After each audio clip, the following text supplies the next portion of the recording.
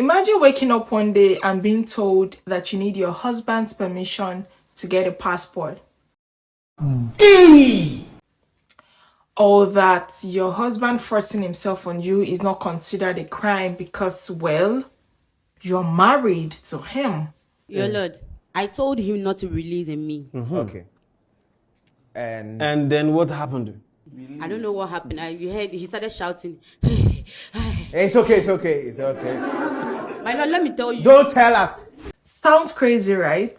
Okay. Well, welcome to the shocking reality of some of Nigeria's past and even present laws against women. And I promise you some of this will leave you speechless. Okay. Last one. Hey, Randy.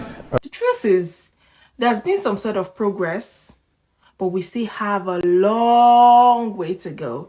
So together, let's dive into some of these laws. Nobody is visiting this subject again. Yes, Move Your on. Honor. Moving on, Your Honor. Your Honor, why?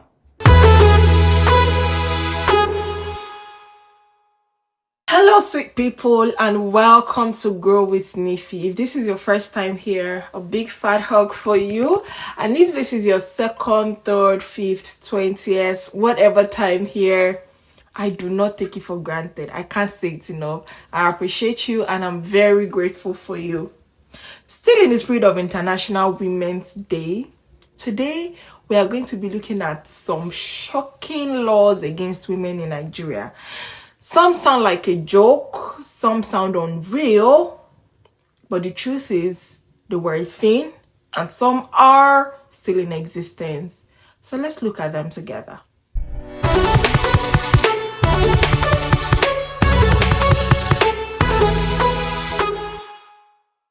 There was once a time in Nigeria where women needed their husband's permission to apply or to get a travel passport.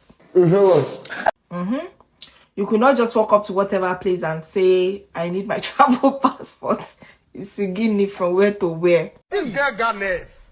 She got nerves. Yes. She got nerves. This was once a thing. And by extension, before the late 1970s, you could not just enter a bank and say you want to open an account as who, as how, who you form. You needed a male guardian like a father, a husband, to actually give consent before you could get an account open for you with a bank.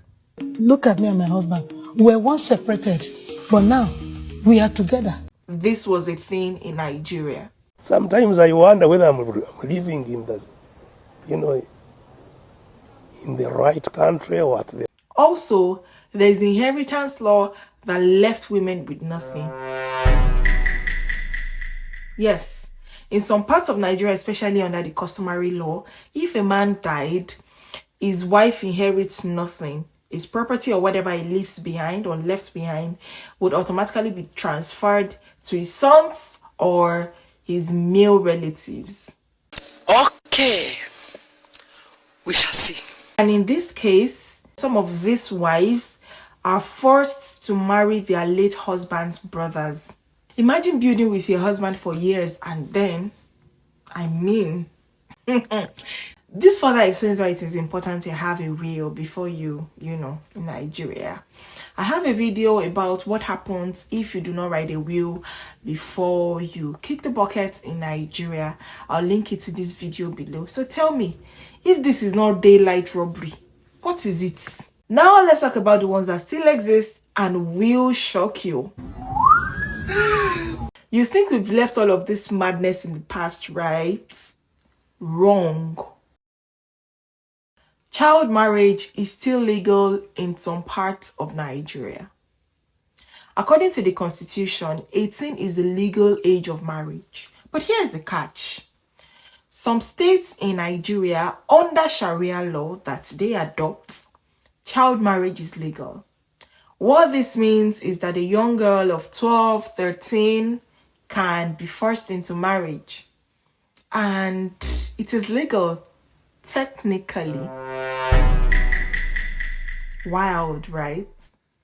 Moving on, I would recommend you brace yourself for this one. marital rape is not considered a crime in Nigeria.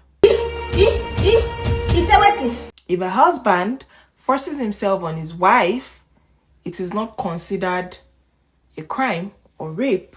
Literally, the law states that a man that forces himself on his wife is not guilty of rape as long as they are married. Apparently, consent is now optional, I guess. Now, to be fair, progress is happening. A lot of the backward laws have been scrapped and women rights activists are fighting to change the rest. I mean, women can now get their passports and open accounts without a male guardian or male figure. You know, there is more awareness about gender-based violence. Let's be real. Some of these laws still need serious updates. And broken into pieces in nearby bushes. And there's progress, but the truth is that this kind of change and progress should not be happening at snail speed in 2025. Let me ask you, now that you know all of this, what do we do? Remember, the law does not change itself. We as people do. And the faster we speak up and challenge all of this status quo and try to reform the system, the faster we get results. So let's talk in the comments. Which one of these laws shocked you the most, or which one have you heard about that I did not mention in this video? Also, do not forget to like this video. Do not forget to share and also subscribe to my channel. Also turn on your post notification so that you'll be notified the next time I put up a video. Till I see you again, stay curious, stay learning, and accelerate action for women's rights, equality, and empowerment.